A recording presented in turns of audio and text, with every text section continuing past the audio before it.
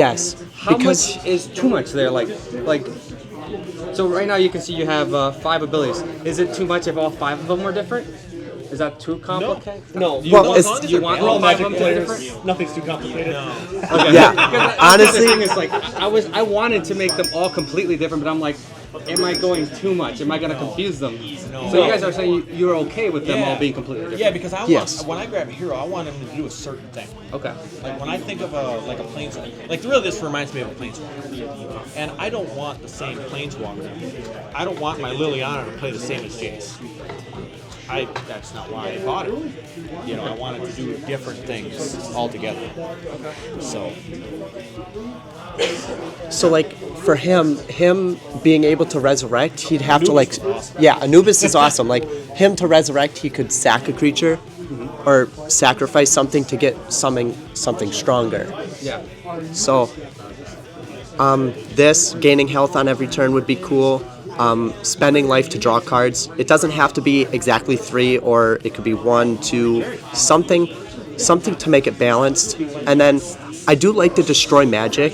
It just felt like too much life force to use, because like my cards in my hand were actually just better than me destroying a magic card. Yeah, and so the draw, the nullify, and the dark bargain. Especially the draw and the nullify, part of the reason is like, if you look at a game like Yu-Gi-Oh, for example, in Yu-Gi-Oh, card draw is like really good, and so you're not allowed to, like, I don't know if you know, the pot of greed, for example. It's banned. It's banned because card draw is too good. Yes. Like, and so every single card draw in Yu-Gi-Oh is like, something bad happens, you draw a card, right? Yes. In this game, everybody can just draw a card for life force, because the problem you have, especially with decks like that, when you spit out your entire hand, you have nothing now. And there's nothing you can play now. So I don't mind that. I don't mind the every character drawing a card. Yeah, That's fine. But like, because I agree with you. The game is fast. I never want you to sit there and not do anything on a turn. Right. I like that. That's what I like. I think I had the most fun with that. Is you were always able to do something. Until you ran out of cards and life force. Right. But that's a mismanagement on your end. If you run out of resources and all that, then I don't know what to tell you. Get better. Well, and for nullify magic, so what this actually used to do was you can nullify on your opponent's turn. Okay. But what I didn't like about this is, like, your opponent would pay like a 7-cost magic card that is really powerful, and then you're just like, no, it's negated for 5, and then now he just used 7 life force, and he can't do anything else. So it just feels like his entire turn was wasted. Yeah. And so that's why I made it only work on your turn. But here's the other thing: it shouldn't be so cheap that every single time he plays a magic card, you want to use this either, because it's a card game. You want to use the cards in your hand. Yeah. Like, one thing I want to be aware of is I don't feel like it's good gameplay if your abilities are so strong that you want to use them over the cards that you have in your hand. Yeah, I get that. It was his obelisk, more or less, because we didn't know it only activated on his turn. I was always trying to save life force to try and destroy this, because he was just pinging my creatures down because they have so little defense too. But obviously that card you were having trouble attacking it because he was using it on your turn, so it was destroying the minions that you were trying to attack. Yes. That makes sense. That's frustrating. Yes. So more or less specifying what, like, at the start of your turn, like your turn, instead of, because it says each turn. As a new player, it obviously thought it was each player's turn. Right. So just more or less refining your words would help a lot too. Okay, and then another question about, like, so let's say that I added 3 new unique abilities to every single hero. Mm-hmm. These 3, which are shared, and I still want that to be the case. Like, I still want every hero to be able to draw and every hero to be able to nullify, because there are moments in the game where you just need that. Is it okay? Do you guys care if that's not in this card? Or should that also be represented? It should be on there, but, like, all right, so for this using guy here, different, like, so for this guy, this deck seems to be based on drawing cards. Yes. Maybe it's not 3. Maybe it's 5. Okay, so change the cost of the shared abilities depending on the hero. Yeah. But then, like you're saying, maybe for this character, it's not life force, it's health. yes. Okay. So Having different costs for Then it- different heroes for what their deck is based around. Okay. It's Like also this. So, like, flavoring I'm- with the health. Yeah. People like flavor. Yeah. Like for the characters to feel like they're a vampire. Right. And it feels more like a vampire if you get to use health instead of life force. Okay. Like where you discard so many cards with this because you're trying to get to your graveyard. right. Yeah, you just never. But like, so like this one here, maybe the vampire is based on paying more health and gaining more life. Okay. Interesting. So, I mean, thanks. That's great information. We're still very early in the balance of this. Oh, yeah. We're just trying to put as much input in as possible Last for thing you would be guys. an exile zone. It's like you have your graveyard, right? And then you can use stuff to get rid of them stuff out of the graveyard, so like they never get it back. Like it's banished type thing. Yeah. There's actually one hero that can do that. It's the witch. Okay, yeah, that'd be kind of neat because then if he plays this big guy, Then that guy then I won't- can just try to banish it and then he can never get it back. Yeah, because I felt like he was recurring too much with that deck. Like, Maybe, like you said, or if you're, like the resurrection that you die to dead. yeah, or if you summon something from your deck, like one of those cards that you're like summoning out of your deck or your graveyard, it's gone.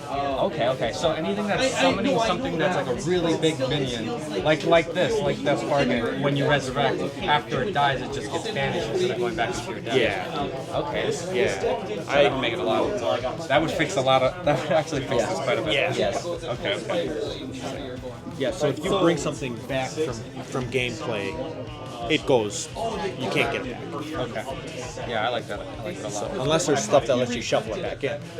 Yeah, some cards that let you pull things out of your exile zone back into your deck or something.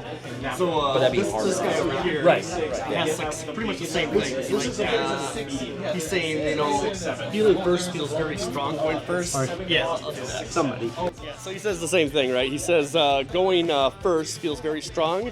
It might be better to start with less life force. Seems familiar, right? And you don't draw. Seems familiar. He also recommends trying it with summoning sickness on the first play, on when the creatures come out, to slow it down a little bit. So that's what he suggests over there, right? So I don't know if that's a good thing, 'cause what you're trying to go for is a fast game, right? And Yeah, one thing that I found, like, as I was one thing that I found as I was playtesting was I didn't see much of a difference in win rate between the first and the second player. Like, the first player will come out and they'll put 4 things on the board, and then the second player will play 1 spell and they're all gone. And so it's like, oh, well, maybe it's okay that they attack on turn 1. I don't know, but I could try that. and I think we have some questions over here too. So let's go to the other guys. Okay. Thank you, guys. Thank you so much.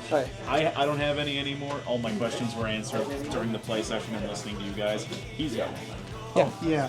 I was just wondering, since I haven't seen all the decks, I was wondering what the general archetypes for all the heroes are. Oh, yeah. So there is Dark Elf and Spiders, are the ones you guys played. There's Skeletons, there's 2 skeleton decks. Vampires, Mummies,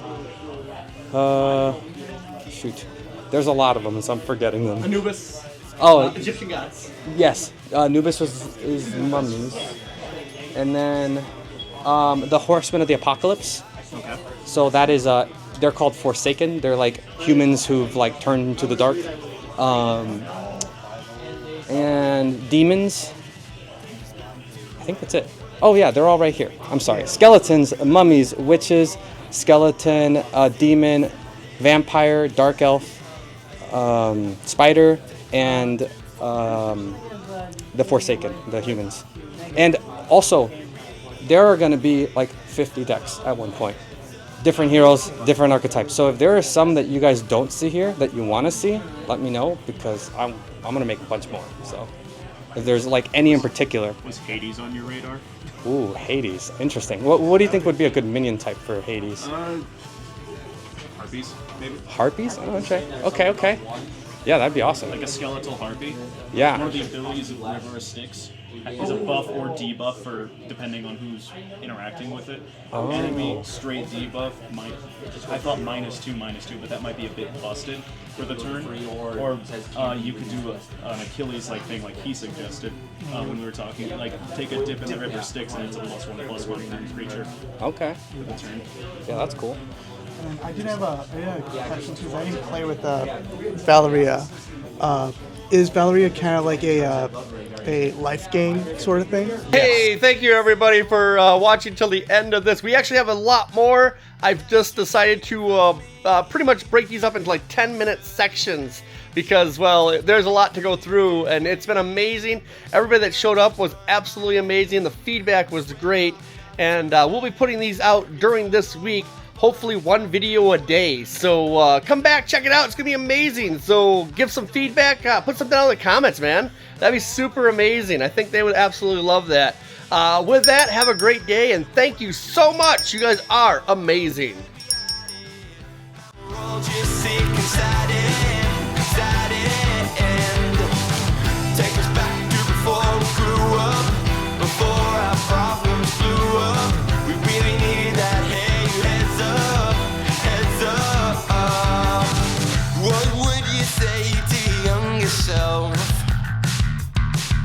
Life's like a paper plane, don't steer the way. You're told no more fun, it's off